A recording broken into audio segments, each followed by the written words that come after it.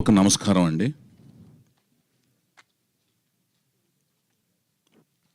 ఈ రోజున ఇంతమంది పాత్రికేయ మిత్రులు, ఎలక్ట్రానిక్ మీడియా ప్రతినిధుల ముందు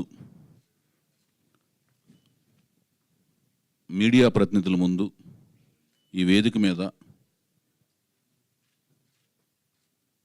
నేను నుంచోగలిగానంటే అది మా దైవం కింద, నా దైవం కింద భావించే నందమూరి తారక రామారావు గారి దివ్యమోహన రూపం చలువ అన్నమాట. ఆయన దివ్యమోహన రూపం నన్ను సినిమా వైపు నడిపించింది, ఆకర్షితుడిని చేసింది, నడిపించింది. సినిమా అంటే పిచ్చి పట్టేటి చేసింది. సినిమా రంగంలోకి పార్టిసిపేట్ అయ్యేటట్టుగా, అంటే భాగస్వామ్యం అయ్యేటట్లుగా ఆ పిచ్చిని పరాకాష్ఠ వైపు నడిపించింది, సినిమా రంగంలోకి తీసుకొచ్చేటట్టు చేసింది. వచ్చిన తర్వాత అసిస్టెంట్గా, అసోసియేట్గా, కో డైరెక్టర్గా, దర్శకుడిగా, అలా తర్వాత తదుపరి నిర్మాతగా, అలా అంచెలంచెలుగా ఎదిగి ఎన్ని అంటే ఎగ్జిబిటర్గా, కో డైరెక్టర్గా, అదే మన ఎగ్జిబిటర్గా, పంపిణీదారుడుగా ఎన్ని శాఖలు నిర్వర్తిస్తూ ఎదిగినా కూడా ఇప్పటికీ నేను ఎన్టీ రామారావు గారి వీరాభిమానిని అని చెప్పుకోవడంలోనే నాకు ఆనందము, ఆ సంతోషము, ఆ గర్వంగా ఫీల్ అవుతుంటాను. ఆయన మాకు చాలా గొప్ప ఆస్తిని పంచాడు. ఆ ఆస్తి ఏంటంటే ధైర్యం, సాహసం, నమ్మకంగా, అంకిత భావంతో, అకుంఠిత దీక్షతో, సమయ పాలనతో, ఆత్మవిశ్వాసంతో, ఏ వ్యసనాలకి బానిస కాకుండా నమ్మిన సిద్ధాంతం కోసం మడమ తిప్పకుండా పనిచేసుకుంటూ పోతే నువ్వు కన్న కలలు సాకారం అవుతాయి అనే ఒక ఆస్తిని తనను నమ్మిన అభిమానులకు పంచారు. ఆ సిద్ధాంతాలన్నీ కూడా ఆయన అభిమానులు, ప్రపంచవ్యాప్తంగా ఉన్న అభిమానులందరూ నమ్మి ఆచరించి సాకారం చేసుకుని రకరకాల రంగాల్లో ఉన్నత స్థాయిలో స్థిరపడ్డారు. నేను సంపాదించిన, అది కీర్తి కావచ్చు, కనకం కావచ్చు, ఏదైనా కూడా అలా మాలాంటి అభిమానుల కోసం ఆయన దాచి ఉంచిన నిధిలోంచి డ్రా చేసుకున్నట్టే భావిస్తూ ఉంటాను. సో ఆయన వదిలి వెళ్ళిన సిద్ధాంతాల్లోని పెట్టుబడిగా పెట్టి నేను ఆయన అభిమానిగా సినిమా ఫీల్డ్లోకి వచ్చిన తర్వాత హీరోగా ఎవరిని పెట్టుకుని సినిమాలు తీయాలి అని నాకు దర్శకుడిగా అవకాశం వచ్చిన తర్వాత అక్కినేని నాగార్జున గారు, అన్నపూర్ణ స్టూడియోస్ అధినేత అయిన అక్కినేని నాగార్జున గారు, చౌదరి నీకు నేను దర్శకత్వ శాఖలో దర్శకుడిగా నీకు అవకాశం ఇస్తున్నాను, నువ్వు ఎవరు కావాలి, హీరో కథానాయకుడిగా ఎవరు కావాలి అని అడిగినప్పుడు, సార్ నేను కొత్త వాళ్ళని పరిచయం చేద్దాం అనుకుంటున్నాను సార్. అదేంటయ్యా, నేను అవసరం లేదా అన్నారు. ఆయన నేను సెల్యులాయిడ్ సైంటిస్ట్ అని పిలుచుకుంటూ ఉంటాను. ఎందుకంటే ఒక నల్ల కళ్ళజోడు పెట్టుకుని అక్కినేని నాగార్జున గారు అందరినీ పరిశీలిస్తుంటాడు. మనకు తెలియదు, ఆయన ఎవరిని చూస్తున్నారో కూడా తెలియదు యూనిట్లో. సో ప్రతి ఒక్కళ్ళలోని టాలెంట్ని పరిశీలిస్తూ చాలామందికి ఆయన, ఆ సంస్థ కానీ ఆయన కానీ చాలామందికి లైఫ్ ఇచ్చారు. సో నేను అవసరం లేదా అని అడిగారు. మీరు అవసరం లేదనే మాట నేను అనండి, నేను కొత్త వాళ్ళని పరిచయం చేద్దాం అనుకుంటున్నాను అన్నాను. ఆ సమయంలో కొత్త వాళ్ళతో సినిమాలు పెద్దగా తీయటం కానీ ఆదరించడం కానీ అనేది పెద్దగా జరగట్లేదు ఆ సమయంలో. పెద్దగా ఆ జరగని సమయంలో ఇంత సాహసోపేత నిర్ణయం తీసుకోవడం, నేను తీసుకుంటే కూడా పెట్టుబడిదారుడు ఆయన నా మీద పెట్టుబడి పెట్టి సినిమా తీయాలి.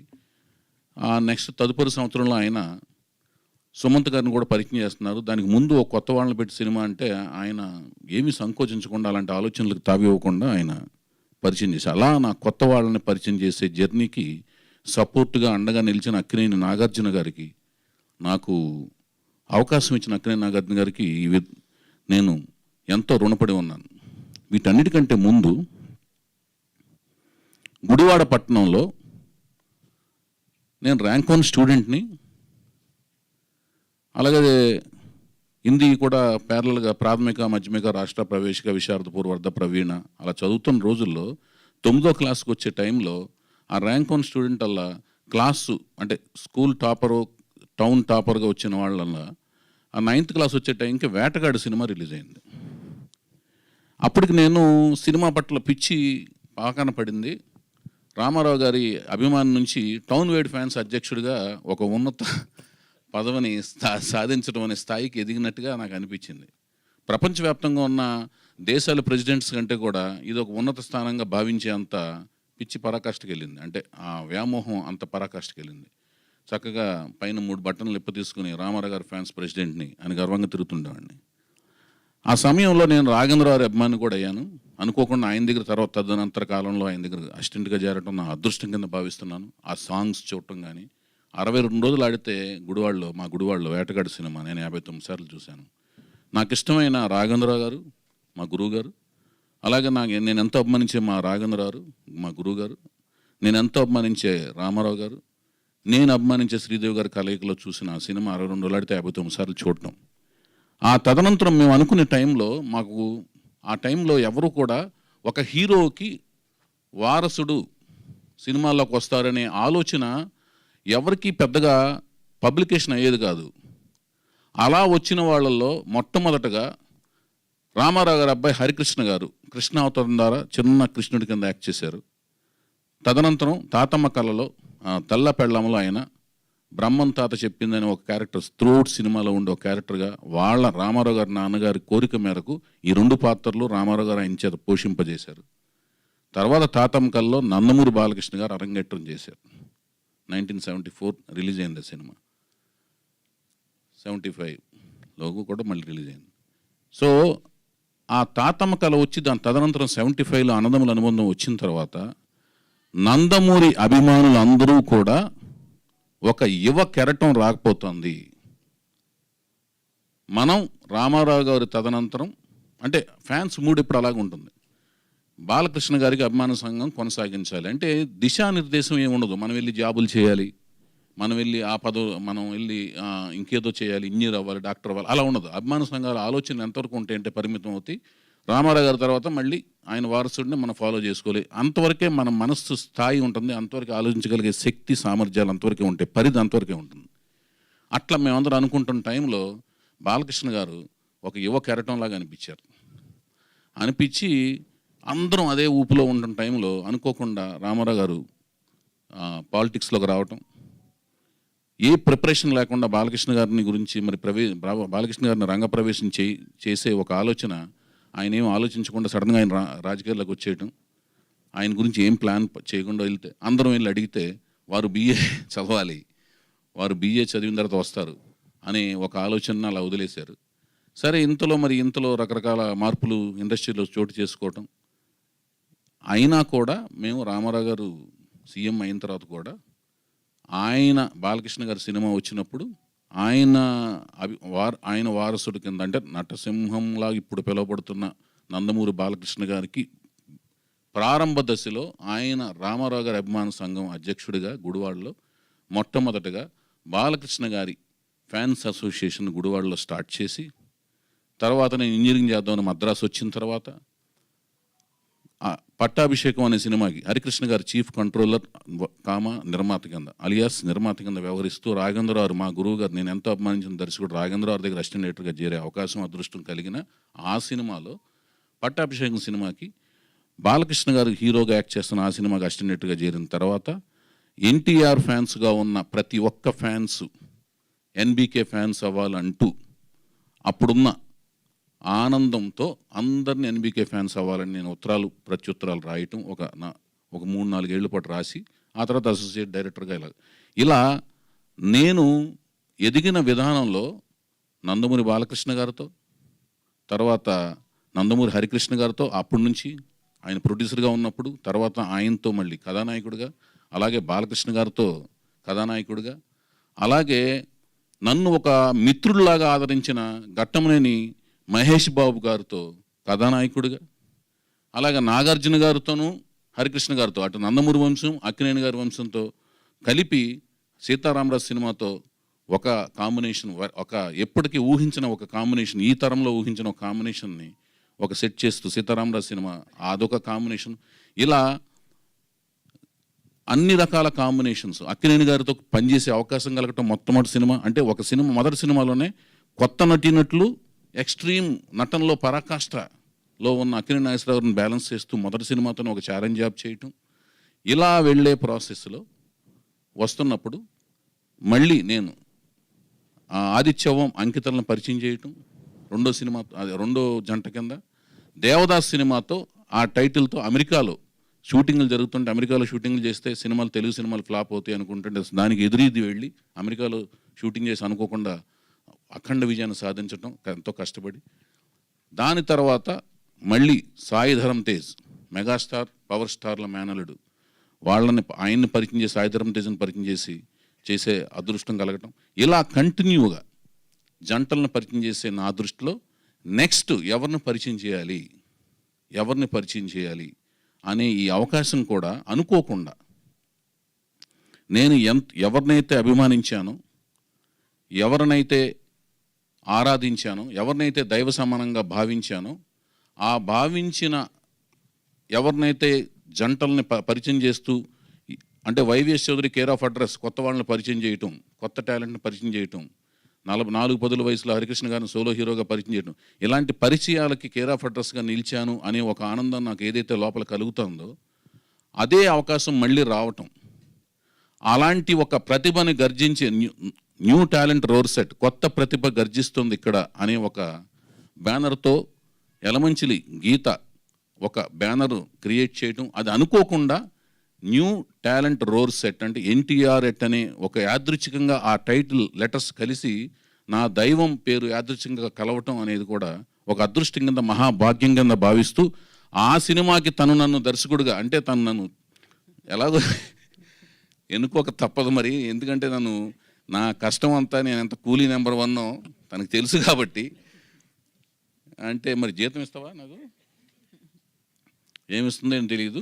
తను నన్ను ఎన్నుకోవటం, అది అక్కడ న్యూ టాలెంట్ రోర్ సెట్ అని పెట్టినప్పుడు నేను కొన్ని సలహా సంప్రదింపులు నన్ను అడిగినప్పుడు, క్రియేటివ్ ఇన్పుట్స్ ఇచ్చినప్పుడు, రామారావు గారు వచ్చిన కొత్తలో పాతాళ పేరు చేస్తున్న టైంలో ఆయన కొత్త టాలెంట్ అనమాట. అప్పుడు జానపద చిత్రాల కేర్ ఆఫ్ అడ్రస్ నాగేశ్వరరావు, కీలుగుర్రం కానీ అలాంటి ముగ్గురు మరాఠీలు అలాంటి సినిమాలు చేస్తున్నప్పుడు, అప్పుడు జానపద చిత్రంలో కొత్త టాలెంట్తో ఆయన వచ్చి మొసలిని చంపి ఆశీర్వాదం, అందులోంచి వచ్చిన దేవత ఆశీర్వాదం పొంది మాంత్రికుడిని చంపటానికి అప్పుడున్న ఆ బాడీతో ఆయన వస్తూ కత్తిని అలా పట్టుకుని, బట్టలు ఒక చేత్తో పట్టుకుని అలా చూస్తున్న ఒక మనిషి, నొక్కులు జుట్టేసుకుని, ఉంగరాల జుట్టుతో, 6 పలకల దేహం ఇప్పుడు అంటున్నారు కానీ ఆ దేహదారిద్ర్యంతో వస్తున్న ఒక మనిషి నుంచున్నాడు. కింద అహమస్మి యోధ, నేను ఒక యోధుడిని, నేను ఒక పోరాట యోధుడిని, ఐఎమ్ ఏ ఫైటర్ అన్న ఒక క్యాప్షన్తో ఎన్టీఆర్ ఎట్ కొత్త ప్రతిభ ఇక్కడ గర్జిస్తుందని ఒక బ్యానర్తో నన్ను దర్శకుడిగా, కేవలం దర్శకుడిగా, కథా స్క్రీన్ ప్లే దర్శకత్వం ఎన్నుకోవటం అనేది నా అదృష్టం కింద భావిస్తూ, దీనికి కొత్త ప్రతిభ ఎవరిని ఎన్నుకోవాలి అనే ఆలోచన వచ్చినప్పుడు, ఇప్పుడు ఇది మీరంతా వెయిట్ చేస్తుంది, ఆ పేరు ఎవరు, ఆ వ్యక్తి ఎవరు, ఇంతటి ఒక చరిత్ర. అంటే నేను ఇంతమంది జంటలను పరిచయం చేశాను, ఎవరిని పరిచయం చేస్తాము, ఇంతకాలం వెయిట్ చేస్తున్నాను. యాక్చువల్గా దాని నుంచి నా మిత్రులందరూ, పాత్రిక మిత్రులు, చాలా సన్నిహితంగా స్నేహితులు, ఎప్పుడు కలుస్తుంటాం, మన ఐమాక్స్లో కలుస్తుంటాం, మీ అందరు నాకు సోదరులు లాంటి వాళ్ళే. కొంతమంది మద్రాసు నుంచి పరిచయం వాళ్ళు, కొంతమంది హైదరాబాద్ నుంచి పరిచయం వాళ్ళు, వాళ్ళందరూ కూడా భయ్యా ఎన్నాళ్ళకని కొంతమంది, ఎన్నాళ్ళలో వేచిన ఉదయం అని కొంతమంది సరదాగా నన్ను పలకరిస్తుంటే నాకు ఆనందంగా అనిపించింది. సరే, నేను నెమ్మదిగానే, మామూలుగా అయితేనే నేను చాలా గ్యాపులు తీసుకుని సినిమాలు తీస్తుంటాను, అదేం కాదు. జనరల్గా గ్యాప్ అనేది వస్తుంటాయి కానీ తీసుకోవాలని ఎవరికి ఉండదు, కారణాలు అనేక ఉంటాయి. నేచర్లోనే ఎత్తుపల్లాలు ఉంటాయి, సృష్టిలోనే ఉంది, ప్రకృతిలోనే ఎత్తుపల్లాలు ఉంటాయి. ఇప్పుడు ఆ ఎవరు అనుకునే దాంట్లో నాకు అసలు నచ్చడం అనేది చాలా టైం పడుతుంటుంది, రకరకాలుగా ఆప్షన్స్ అన్నీ మారుతూ వచ్చినాయి. అలాంటి వంశంలోంచే ఒక వ్యక్తిని కలవాల్సిన పరిస్థితి అనేది దేవుడు లలాట లిఖితం అనేది ఊరిని అనరు, అది రకరకాల ఆప్షన్స్లోంచి అలా జంపోదు వచ్చి తారసపడే ప్రాసెస్లో తుమ్మల ప్రసన్న కుమార్ గారు నేను రకరకాలుగా ఆలోచిస్తున్న టైంలో నేను మా గుడివాడలో, నేను సత్యనాపురం అయితే పక్క 4వ సందులో తుమ్మల ప్రసన్న కుమార్ గారు ఉంటారు. ఆయన మా సంస్థ మేము స్థాపించిన కాడి నుంచి, అప్పుడు బొమ్మరిల్లు వారి సంస్థ స్థాపించిన కాడి నుంచి ప్రతి విషయంలో మాకు వెన్నుముకలాగా ఉండి మమ్మల్ని నడిపిస్తూ ఉండే ఒక డ్రైవింగ్ ఫోర్స్ లాంటి ఆయన నాకు తెలియదు. అంటే నేను అనుకునే ఒక వ్యక్తి, ఇప్పుడు నేను ఎవరైతే ఫైనల్ ఖరారు చేసుకున్నానో ఆ వ్యక్తి గురించి నాకు తెలియదు. ఆయన ఆలోచనలు ఉన్నాయి, వాళ్ళు పరిచయం చేయబడుతున్నారని తెలియదు. నేను రకరకాలుగా చూస్తున్నాను, నాకు సరిగ్గా సాటిస్ఫాక్షన్ కలగట్లేదు. అమ్మ ఒకసారి నేను వాళ్ళని చెప్తాను, అది చెప్తాను. నన్ను ఒక పక్క తెగిన గాలిపటంలాగా అడ్డు తిరుగుతున్న నాకు ఒక దారం కట్టి సూత్రం అంటాను చూడండి, దారం గాలిపటానికి ఈ సూత్రం ఇలా కడితే బాగుంటుందమ్మా, ఈ బెత్త పైన రెండు బెత్తల కింద అన్నట్టుగా ప్రసన్న కుమార్ గారు నన్ను ఒక పక్కకి నన్ను ఇటు చూపించారన్నమాట. అటు కదా ఇటు చూడమ్మని, ఇటు ఈ ఫ్రేమ్ పెట్టారు, తిప్పుతాను చూడండి, ఇలా చూపించారు. అప్పుడు దాకా నాకు తెలియదు వాళ్ళు ఇలా పరిచయం చెబుతున్నారు. వారు ఎవరో కాదు, మరి చూసిన తర్వాత నచ్చాలి కదా, నచ్చకపోతే నేను చేయలేను కదా, నాకు అదొక తలనొప్పి. మళ్ళీ నచ్చకపోతే వాళ్ళు ఎంతటి వాళ్ళైనా నాకు నచ్చకపోతే నేను ఏ పని చేయలేను. అదొక లక్షణం నాకు ఉంది.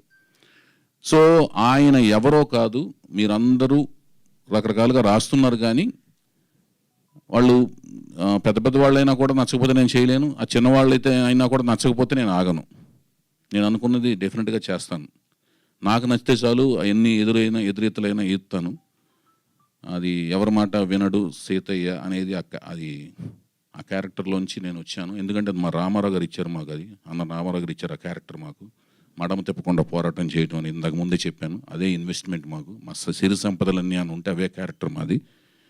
సో ఆయన చూపిస్తే ఫైనల్గా మా దైవం నందమూరి తారక రామారావు గారి కుమారుడు నందమూరి హరికృష్ణ గారు, మా సంస్థ కథానాయకులైన నన్ను ఒక లారీ డ్రైవర్ కొడుకుగా కాదు, ఆయన ఒక సీఎం గారి కొడుకుగా కాకుండా 35 ఏళ్ళు సినిమా ఫీల్డ్ నేలిన నటుడు కొడుకుగా కాకుండా ఆయన అందులోంచి ఆ స్థాయి నుంచి దిగొచ్చి నన్ను లారీ డ్రైవర్ కొడుకు స్థాయి నుంచి పైకి తీసుకొచ్చి నన్ను ఒక సోదరుడిగా చూస్తూ, నన్ను నిర్మాతగా పట్టాభిషేకం చేస్తున్నప్పుడు పరిచయం నన్ను ఒక సోదరుడిగా చూస్తూ, ఎప్పుడు సోదరుడిగా చూస్తూ, ఒక మానవత్వంతో చూసిన ఒక హరికృష్ణ గారి జ్యేష్ఠ కుమారుడైన జానకీరామ్ గారు, నందమూరి దీపిక గారు, నందమూరి జానకీరామ్ గారు, నందమూరి దీపిక గారు. ఇక్కడ జానకీరామ్ గారి గురించి చెప్పాలి.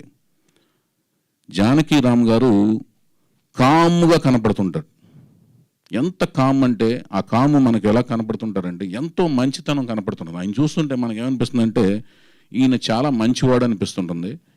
ఆయనకి వాళ్ళ దంపతులు అంత మంచివాడులా కనపడే జానకీరామ్ గారి నందమూరి దీపికా నందమూరి గారి తనయుడు, జ్యేష్ఠ తనయుడు. అంటే రామారావు గారి కొడుకు హరికృష్ణ గారు, హరికృష్ణ గారి కొడుకు జానకీరామ్ గారు, జానకీరామ్ గారి కొడుకు అంటే 4వ తరం కొడుకు హరికృష్ణ గారు, 3వ తరం జానకీరామ్ గారు, 4వ తరం తాలూకు రామారావు గారు నందమూరి 4వ తరం వారిని నేను పరిచయం చేసే అవకాశం నాకు కలగటం అనేది నేను మహాభాగ్యం కింద ఫీల్ అవుతున్నాను. నన్ను అటువైపు నడిపించిన తర్వాత నాకు నచ్చే అదృష్టాన్ని రామారావు గారు కల్పించారు, హరికృష్ణ గారు కల్పించారు, జానకీరామ్ గారు కల్పించారు, నేను ఫీల్ అవుతున్నాను.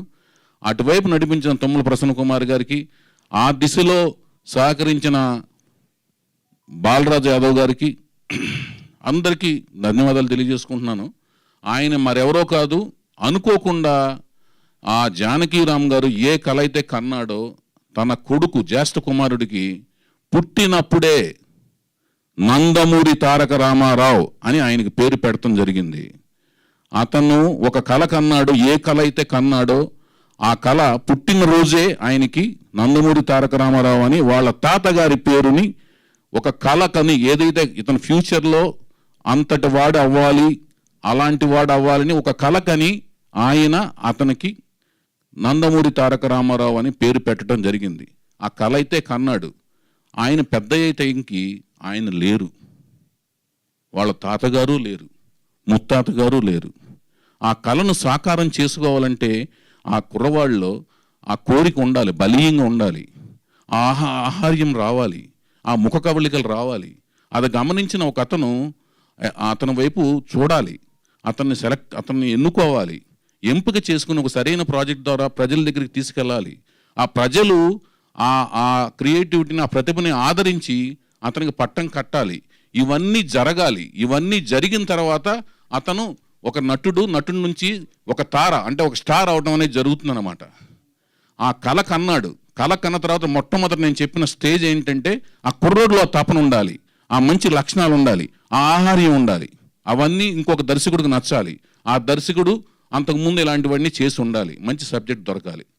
అవన్నీ కుదిరిని కుర్రవాడు మంచి లక్షణాలు ఉన్నాయి, వ్యసనాలు ఏమీ లేవు, మంచి కళ్ళు, చారిడేస్ కళ్ళని వర్ణిస్తాం కానీ పెద్ద కళ్ళు అనమాట, చక్కటి కనుబొమ్మలు, నవ్వితే చాలు ఆ నవ్వుకు పడిపోతారు. అట్లా ఉంటాడు ఆ కుర్రాడు. 5 అడుగుల 10 నుంచి 11 అంగుళాల మధ్యలో ఉంటాడు. మంచి దేహదారుఢ్యం, ద్రవిడియన్లా ఉంటాడు, చాలా బాగుంటాడు కుర్రాడు. ప్రసన్న గారికి మనసులోనే అమ్మయ్య అనుకున్నాను. తుమ్మల ప్రసన్న గారికి, ఆ బాలరాజు యాదవ్ గారికి అమ్మయ్య దండాలి బాబు అనుకున్నాను.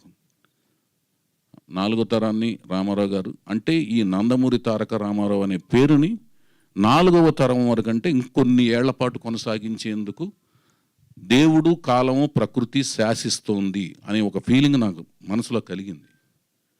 అభిమానులకి ఒక ఆనందకరమైన వార్తలాగా నేను ఫీల్ అయ్యాను. నందమూరి వంశాన్ని అభిమానించే అభిమానులకి చక్కటి ప్రవర్తన బాగుంది, నడవడిక బాగుంది. ఇందాక చెప్పిన రామారావు గారి గురించి ఏమైతే లక్షణాలు చెప్పానో ఆ లక్షణాలన్నీ అతను సమయపాలన పాటిస్తున్నాడు, అంకిత భావంతో ఉన్నాడు, వ్యసనపరుడు కాదు, అకుంఠిత దీక్షతో ఉన్నాడు. సో ఇవన్నీ కలిపి తపన ఉంది, ఎవరో తీసుకొచ్చి పెడతలేదు అతన్ని, అతనికి అవ్వాలని ఉంది. వాళ్ళ నాన్నగారు కన్న కళలు, జానకిరామ్ గారు కన్న కళల్ని అతనిలో ఉంది. ఆయన వెళ్ళిపోయినా కూడా ఆ కళ అతనిలో ఉంది. ఆ కళను సాకారం చేసుకుందామనే తపన ఉంది. ఆ తపన ఉన్న అతన్ని వైపు నన్ను నడిపించారు ప్రసన్న గారు. ఎందుకంటే ప్రసన్న గారికి జానకిరామ్ గారికి అవినాభావ సంబంధం ఉంది. నన్ను నడిపించారు. నడిపించిన కళని నెరవేర్చేందుకు వచ్చిన మాధ్యమాన్ని నేను భావిస్తున్నాను, ఆ అదృష్టం కింద భావిస్తున్నాను. మంచి కథతో మేము ముందుకు రాబోతున్నాం. మాకు మీ ఆశీర్వాదం కావాలి. తండ్రి లేని బిడ్డ, తాత లేని బిడ్డ, వాళ్ళందరూ మధ్య వయసులోనే పోయారు. తల్లి ఒక్కతే తనని దగ్గరుండి అన్నీ తానై చిన్న వయసులో చూసుకుంటోంది. అండదండలు కుటుంబ సభ్యులు, ఇతర కుటుంబ సభ్యులు అండదండలు అందరూ ఉన్నాయి. పెద్ద కుటుంబం మొత్తం. నందమూరి వంశం అనగానే పెద్ద కుటుంబం, అందరూ ఆమోద ముద్ర ఉంది, అందరూ అండదండలు ఉన్నాయి. చిన్నప్పటి నుంచి కుటుంబానికి అందరూ అండదండలు ఉన్నాయి, అందరూ చక్కగా చూసుకుంటున్నారు, అందరూ అండదండలు ఉన్నాయి. అయినా కూడా నాన్న లేని బిడ్డే. అందరూ ఆప్యాయతలు, అనురాగాలు అందరూ పంచుతున్నారు, అందరూ కలిసే ఉంటున్నారు. కలిసి ఉన్నా కూడా కన్న కళల్ని నిజం చేసేందుకు ఆ దేవుడు అప్పుడైతే హరికృష్ణ గారి నా తాతగారు ఒక కళ కంటే అది నేను అనుకోకుండా ఆ దేవుడు నేను వచ్చి ఆయన హరికృష్ణ గారిని సోలో హీరోగా నేను చేయడం కుదిరిందో, వాళ్ళ కొడుకు జానకిరామ్ గారి కన్న కళని నేను మళ్ళీ ఇక్కడే ఉండి వాళ్ళ కొడుకుని హీరో చేసే అవకాశం నాకు రావడం ఆ దైవ కృప కింద, అదృష్టం కింద భావిస్తున్నాను. నందమూరి తారక రామారావు అనే 4వ తరం పేరుని ప్రపంచానికి పరిచయం చేయటం నా అదృష్టం కింద భావిస్తున్నాను. I'm very much proud to introduce him to the Telugu silver screen. Geetha, you are lucky introducing him. And ఇక్కడ ఏంటంటే జానకిరామ్ గారు వెళ్ళిపోయిన తర్వాత దీపికా గారు లేకపోతే పెంపకం కూడా కరెక్ట్గా జరిగిందని నేను ఫీల్ అవుతున్నాను. లేకపోతే చిన్నపిల్లలకి అటు ఇటు తెలియకుండా ఏదన్నా పెంపకం అటు ఇటు అవ్వచ్చేమో మనకు తెలియదు కదా. అది తర్వాత ఇంకొకటి ఏంటంటే కథానాయకుడు వరకు అయ్యింది, కథానాయకును కూడా పరిచయం చేయాలి మేము. ప్రతిసారి నేను ఇప్పటి వరకు పరిచయం చేసిన కథానాయకులంతా ముంబై వెళ్ళారు. నాకు ముంబై అంటే అన్ని భాషలు దేశంలో ఉన్నవే, అన్ని భాషలకి ఆదరణ ఉండాలి. మనం అక్కడికి వెళ్ళి మన ప్రతిభను చాటుతున్నాం, వాళ్ళు మన ఆదరిస్తున్నారు, వాళ్ళు ఇక్కడికి వస్తున్నారు, వాళ్ళని మనం ఆదరిస్తున్నాం. అందరం ఒకటి, అందరం భారతీయులమే. కానీ ఈసారి నేను ఒక తెలుగు అమ్మాయిని, ఇంతమంది బొంబాయి వెళ్ళి నార్త్ ఇండియన్ అమ్మాయిలను పరిచయం చేశాను. ఈసారి డెఫినెట్గా తెలుగు అమ్మాయినే పరిచయం చేయాలని ఎప్పుడోంచి కళ్ళకు అంటున్నాను. ఆ కళలకు తగ్గట్టుగా ఒక మంచి తెలుగు అమ్మాయి కూడా నా కంట్లో పడింది. చాలా అద్భుతంగా ఉంటుంది అమ్మాయి. చక్కటి ముఖ కవళికలు, చక్కటి తెలుగుదనం, చక్కటి అందమైన ఫీచర్స్, మంచి కళ్ళు, చక్కటి కేసు సంపద, చక్కటి హైటు, అన్నీ ఉన్నాయి. ఆవిడని కూడా మంచి ఇలాంటి ఒక అకేషన్ చూసుకుని ఆవిడని కూడా మీ అందరికీ పరిచయం చేయడం జరుగుతుంది. ఈ అకేషన్ ఓన్లీ నందమూరి తారక రామారావు గారికి కోసం, ఆ పేరుని పరిచయం చేయడం కోసం. అతను ఎవరో కాదు, మా రామారావు గారి ముని మనవడు, మా హరికృష్ణ గారి మనవడు. అది ఈ రోజున ఇంతకుముందు నేను చెప్తున్నా మా యువరత్న, నటరత్న వారసుడు, నటవారసుడు యువరత్న బర్త్డే రోజు, జన్మదినం రోజున అనుకోకుండా ఈ రోజున మేము ఇది ఆయనకి పండగ రోజైన ఈ రోజున, జన్మదిన రోజున ఈ విశేషాన్ని మేము ప్రకటింపజేసుకోవటం అనేది మా అదృష్టం కింద భావిస్తున్నాము. నందమూరి తారక రామారావు మా సినిమా హీరో. మా సినిమా అంటే నేను దర్శకత్వంలో చేయబోతున్నా. మా యలమంచిలి గీత ప్రొడ్యూసర్గా వ్యవహరిస్తున్నా. తనని వెనక నుంచి నడిపిస్తున్న అమెరికా ఫైనాన్షియర్స్ అండదండలతో నిర్మాతలు, ఈ నిర్మాతగా వ్యవహరిస్తున్న ఈవిడికి అమెరికా నుంచి అండదండలు ఇస్తున్న చాలామంది శ్రేయోభిలాషుల సన్నిహితులు వాళ్ళ యొక్క అండదండలతో నడిపిస్తున్న ఎగ్జిక్యూటివ్ ప్రొడ్యూసర్ ఎవరు? రమేష్ అత్తిలి గారండి ఈ మూవీకి ఎగ్జిక్యూటివ్ ప్రొడ్యూసర్. మా సన్నిహితులు, స్నేహితులు, శ్రేయోభిలాషులు అందరి అండదండతో మీ మూవీని మా ఫస్ట్ ప్రొడక్షన్ స్టార్ట్ చేయబోతున్నామండి. మీ అందరి ఆశీస్సులు ఉంటాయని మేము పూర్తిగా నమ్ముతున్నాం. Thank you. ఇదమ్మాన్ గారు, దిస్ ఈజ్ వాట్ ఇప్పుడు. Yeah, so thank you so much. ఎక్కడ విన్నా ఎన్టీఆర్ పేరే వినిపిస్తుంది. బ్యానర్ పేరు NTR at, and NTR you know ఆ పేరుతో హీరో రాబోతున్నారు. న్యూ టాలెంట్ రాబోతుంది, 4వ తరం రాబోతుంది ఎన్టీ రామారావు గారి వైపు నుంచి, వారి ఫ్యామిలీ నుంచి. And congratulations. చెప్పండి. ఇంకొకటి ఉందండి. ఇప్పుడు అసలు ముఖ్యమైన విషయం ఏంటంటే, నేను పరిచయం చేసేది నా కథని, పరిచయం చేసింది కథని ముందుకు తీసుకెళ్లే ముఖ్య భూమికని పోషించే కథానాయకుడి యొక్క పాత్రధారుణ్ణి పరిచయం చేశాను, పేరుని. అతను ముఖ చిత్రాన్ని అన్ని పరిచయం చేస్తాను. మీరందరూ కూడా బాగా నచ్చుతుందని ఆశిస్తున్నాను, విశ్వసిస్తున్నాను. రెండోది, కథానాయకుని కూడా ఒక మంచి విశేషమైన వేడుకలో ఆవిడని కూడా మీకు పరిచయం చేస్తాను, పేరుని, ఆవిడ యొక్క చిత్రాన్ని కూడా, ఆవిడని కూడా. అట్ ది సేమ్ టైం నా సినిమాలకి అసలైన హీరో హీరోయిన్లు సంగీతం, సాహిత్యం. ఈ సినిమాకి సంగీతం అనేది చాలా పెద్ద పీట అన్నమాట. నేను చేయబోయే ఈ బ్యానర్ మీద నేను చేయబోయే నా చిత్రానికి సంగీతం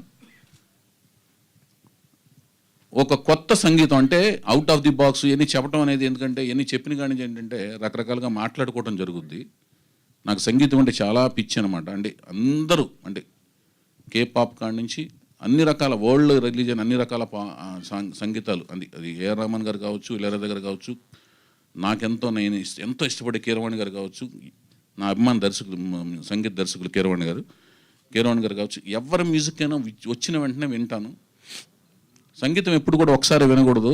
ఏ పాట అయినా సరే 2-3 సార్లు వింటే దాంట్లోని అసలైన పల్పు తెలుస్తుంటుంది. అలాంటి సంగీతం, సాహిత్యం వాళ్ళని పరిచయం చేసే వేదిక ఈ సినిమాకి ముఖ్యం అనమాట. ఎందుకంటే కొత్త వాళ్ళతో సినిమా తీసేటప్పుడు సంగీతం, సాహిత్యం అనేది నిజమైన హీరోయిన్ల కింద లెక్క నా దృష్టిలో. వాళ్ళిద్దరూ ఎవరు, ఆ కథానాయకుడు ఎవరు, సాహిత్యం అనే కథానాయకు ఎవరు అనేది కూడా వాళ్ళ ద్వారానే ఒక మంచి వేదికలో మిమ్మల్ని పరిచయం చేయడం జరుగుద్ది. అది ఒక ముఖ్యమైన విశేషం. వాళ్ళు మాత్రం మహానుభావులు ఈ సినిమాకి. వాళ్ళు మహానుభావులు అవుతారు నేను ప్రకటించిన వాళ్ళు. వాళ్ళ యొక్క నాలెడ్జి, జ్ఞానము, విజ్ఞానము ఈ సినిమాకి కొండంత అండా, శ్రీరామ రక్షగా నేను భావిస్తున్నాను. ఎందుకంటే వాళ్ళే నడిపించాలి ఈ సినిమాని. అంతటి బరువు బాధ్యతలు వాళ్ళ మీద ఉన్నాయి. వాళ్ళని కూడా నేను ఎప్పటికీ ఈ సినిమాకి సాహిత్యాన్ని, సంగీతాన్ని అందించే ఇద్దరు ఎవరైతే ఉన్నారో వాళ్ళకి జీవితాంతం రుణపడి ఉంటాను. అంతటి విశేషం ఉంది ఈ సినిమాలో వాళ్ళకి, వాళ్ళ ప్రాముఖ్యత, వాళ్ళ పాత్ర. అది. Thank you so much sir. Thank